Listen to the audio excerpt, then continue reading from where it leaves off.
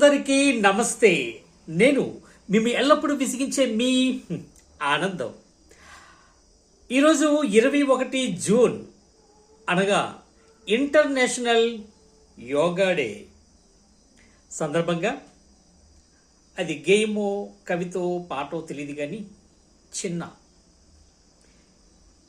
చేస్తే యోగా ఆరోగ్యం ఉంటుంది బాగా, దీనికోసం చాలు చిన్న జాగా, ఉన్న రానున్న రోగాలు పోగా, ఉల్లాసం ఉత్తేజం రాగా, 100 ఏళ్ళు బతికేస్తావు ధీమాగా. చేస్తారుగా యోగా ప్రతిరోజు ఇలాగా, ఆనందం ఆరోగ్యం మీ సొంతమయ్యేనుగా.